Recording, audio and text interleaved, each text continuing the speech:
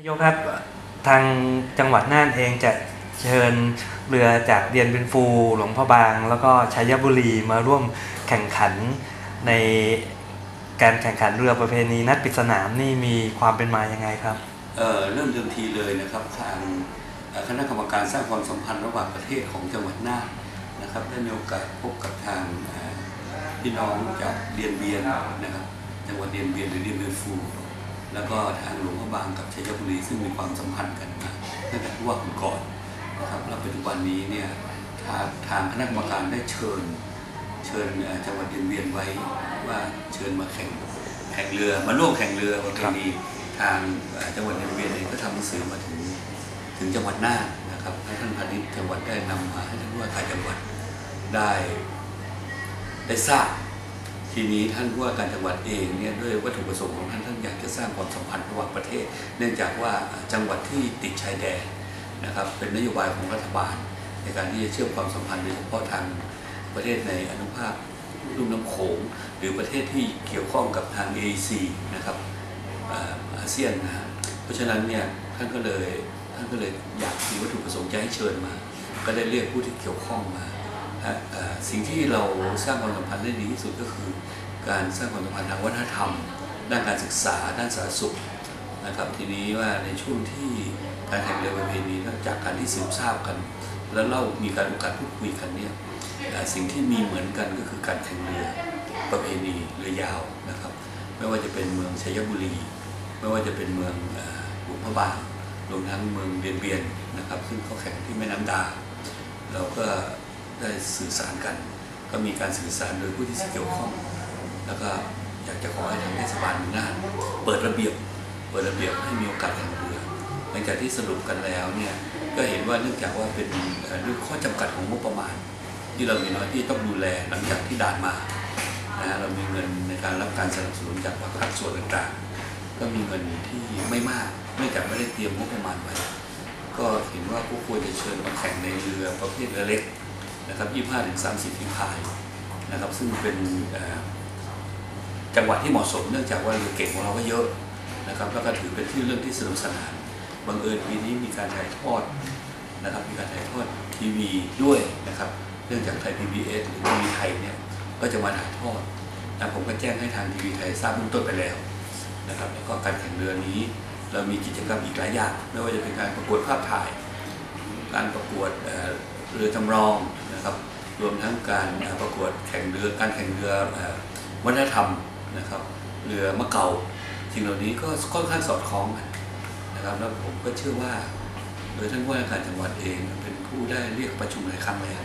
ล้วก็ท่านมีดำริออกมาเช่นนี้แล้วก็เลยเห็นว่าเป็นเรื่องที่ดีนะครับก็มีการต่อสายเชื่อมโยงกันขณะนี้เราฟังคำตอบนะครับทางเทศบาลน่านเองก็ได้ประสานกับชุมชนในพื้นที่หลายพื้นที่ทางพื้นที่ของชุมชนบ้านบุญยืนเขามีความสนิทสนมกับบ้านหาเทียนหรือหลวงพ่อบางเนื่องจากเคยเอามาถ่ายให้เรือเจ้าแม่สายฟ้าเขาก็เชิญชวนไปอยู่ที่นั่นนะครับตอนนี้เนี่ยบ้านวัดพระธาตุแช่แห้งนะครับกับวิไลสงฆ์นครน่านเองเนี่ยมีข้อตกลงหลายเรื่องราวกับเมืองชัยบุรีนะครับก็เรียนเชิญไปไว้ที่ไปนอนที่นั่นนอนที่วัดพระธาตุแช่แห้งโดยทางชุมชนบ้านหนองเต่าจะเป็นผู้ดูแลนะครับก็อีกส่วนหนึ่งเนี่ยเป็นพี่น้องของเดียนเบียนนะครับเดียนเบียนนี่ท่านรองเจ้าคณะจังหวัดนะครับวัดมิ่งเมืองนะครับท่านพระครูเนท่านก็ได้รับอาสาที่จะเอาไปนอนที่วัดมิ่งเมืองนะครับแล้วก็ตอนนี้เรือนี้ก็ได้ประสานเรือหลายพื้นที่ไว้ค่อนข้างเบื้องต้นนี้ค่อนข้างจะชัดเจนแล้วนะครับว่าเราจะมีเรือให้พายทั้ง2 ลำก็คือพายสายบนและสายล่างจากฉลากก็เข้ามาแข่งเต็มรูปแบบเลยนะครับตามสายปกติพิเศษนะก็คือว่าเป็นการแข่งเรือวัฒนธรรม3 สายน้ำนะครับโดยชื่อเต็มๆก็บอกว่าการแข่งเรือประเพณีจังหวัดน่านนัดปิดสนามนะครับนัดปิดสนามวัฒนธรรม3 สายน้ำโขงดาน่านครับปอดระเบียบครับท่านนายกครับการมอบเรือให้เขาแข่งนี่ก็คงเอาเรือพิเศษเรือที่มีความเร็ว อยู่แล้วให้เขา คือมันต้องเข้าใจนะว่าเขาตั้งอกตั้งใจมาพายแล้วก็จะไปคัดเรือที่คุณภาพไม่ดี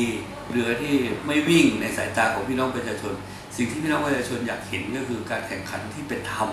แข่งขันแบบสนุกสนานและมีเร้าใจและมีคู่แข่งที่ดีนะครับและเรือบ้านเรานี่ก็เรือค่อนข้างเก่งเยอะและฝีพายของเรานี่คำว่าแข่งเรือเรื่องนี้ไม่ใช่ได้มาเพราะโชคช่วยเราก็จะเห็นว่าเขาก็พายกันจริงมีการฝึกซ้อมจริงนะครับเพราะฉะนั้นเรือจะไม่ว่าจะประเทศไหนในโลกถ้ามาแข่งเราก็สู้อยู่แล้วครับโดยเฉพาะเรือแม่ป้อมนี่เป็นยังไงบ้างเรือแม่ป้อมนี่เป็นแชมป์อยู่นะครับเป็นแชมป์อยู่เรือเล็กเป็นแชมป์มา2 ปีติดกันซึ่งการที่จะได้รับถ้วยพระราชทานไปครอบครองเป็นกรรมสิทธิ์เลยเนี่ยจะต้องครอบครองติดต่อกันคือต้องชนะเลิศ3 ปีติดต่อกันซึ่งแม่ป้อมชนะมา2 ปีแล้วเขาก็ไม่กลัวใครนะครับเขาก็บอกมาเถอะเรือต่างประเทศที่จะอยู่กับแม่ป้อมก็คือเรือทั้ง3 ลำนี่อยู่ในสายอยู่ในเรือเล็กเหมือนกันหมดครับเรือเล็กเหมือนกันหมดเรือกลางเนี่ยกับเรือใหญ่นี่เราไม่ได้เชิญเนื่องจากหาเรือยาก2มันต้องใช้ฝีพายจำนวนเยอะนะครับการดูแลต้อนรับส่วนอื่นๆเนี่ยจะอยู่ยุ่งยากแล้วก็งบประมาณในส่วนที่จังหวัดเองอาจจะมีไม่พอเพื่อให้เกิดการกระชับในการใช้จ่ายงบประมาณร่วมกับทางการที่จะเกิดความเร้าใจสนุกสนานเราก็ให้มันจัดไว้ในโหมดของกลุ่มเรือเดียวกันก็คือเรือเล็กเหมือนกันอะไรไว้สำหรับพี่น้องชาวจังหวัดน่านแล้วก็ที่ติดตามข่าวนี้ทั่วประเทศหรืออาจจะเป็นต่างประเทศด้วยอะไรบ้างก็ผมอยากจะกลับเรียนพี่น้องชาวจังหวัดน่านเนื่องจากว่าเป็นเพื่อนใกล้ชิดมิตรใกล้บ้านนะครับเป็นเมืองที่อยู่มีโอกาสเชื่อมโยงกันใกล้ที่สุดไม่ว่าจะเป็นเดียนเบียนฟูซึ่งห่างจากห้วยโกนเองประมาณ 300-400 กิโลนะครับหลวงพ่อบางเองชัยบุรีเองถือว่าเป็นเมืองคู่แฝดเมืองติดกันเลยนะครับเพราะฉะนั้นเนี่ยการให้การต้อนรับนะครับการดูแลเอาใจใส่การให้โอกาสเขาได้มีส่วนร่วมในการแข่งขันอย่างสนุกสนานนะครับเราอย่าไปกีดกันเขานะครับทางเทศบาลเองอาจจะต้องเปิดระเบียบที่มีอยู่เดิมเนื่องจากว่าเราจำกัดไว้สำหรับฝีพายว่าจะต้องเป็นคนจังหวัดน่านเท่านั้นอันนี้ก็คงต้องยกเว้นระเบียบให้การถ่ายทอดนี่ในประเทศก็มีไทย PBS แล้วในส่วนของผู้ที่อยู่ต่างประเทศสามารถติดตามได้ท